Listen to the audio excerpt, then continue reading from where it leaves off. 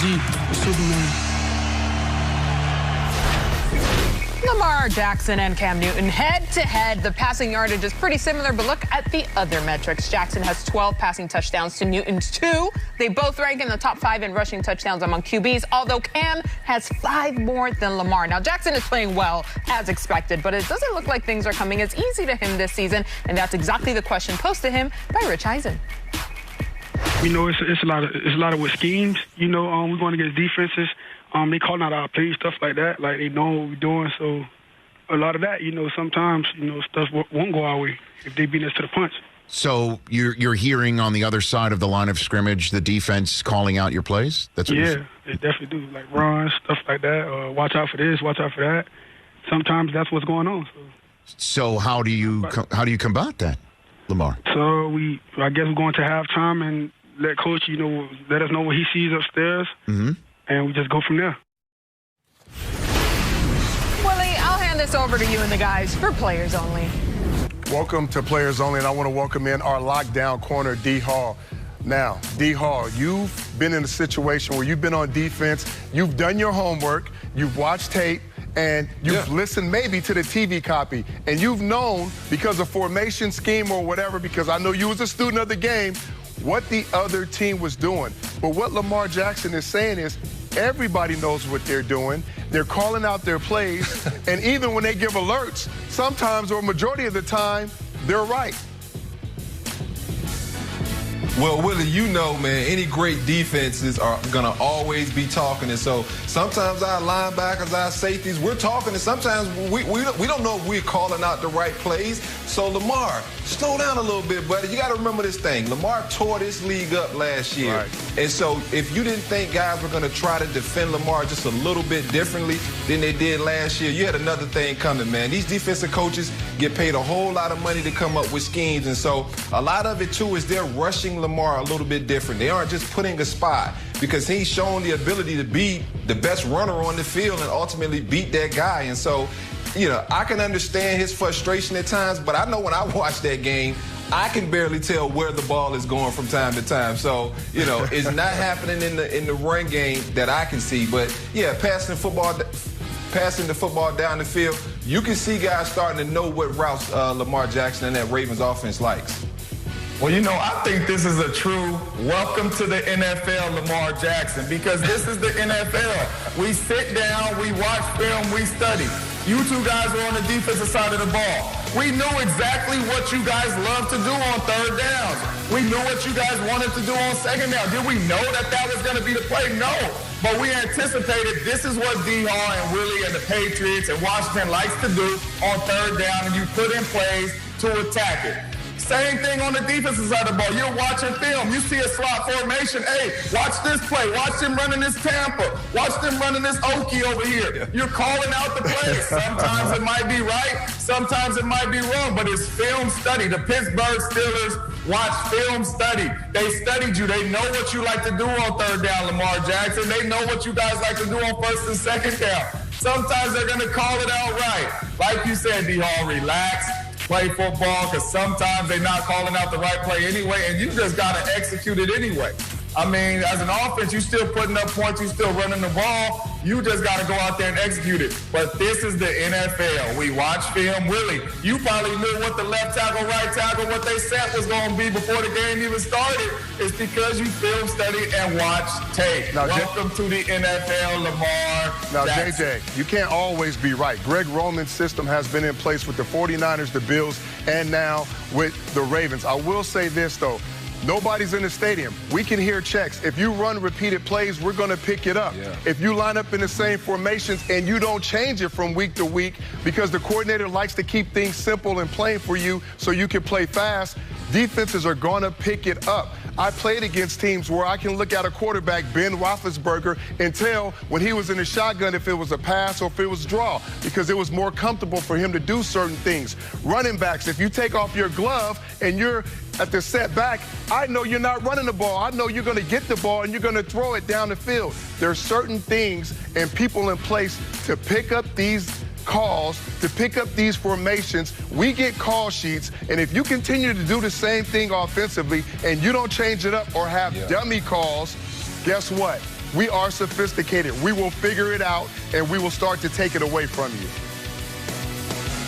And another thing, Willie, I heard Lamar say, we're going in halftime and we're making adjustments. Man, you got to come every series to that sideline, and we're making adjustments every series trying to figure out what's going on. If you're waiting till halftime, you're waiting too long. All right, MJ, I hear you saying something over there. I think I know the call. You moving on? Like, no more players only? Never. I can listen to you guys all day, but I will cut you off right here. All right, before we get to Sunday, we have an AFC South showdown. Colts versus Titans tomorrow on Thursday Night Football. And you can count down to the game with NFL Game Day kickoff at 6 p.m. Eastern. Our Michael Irvin sat down with Phillip Rivers ahead of the game. Here's a sneak peek.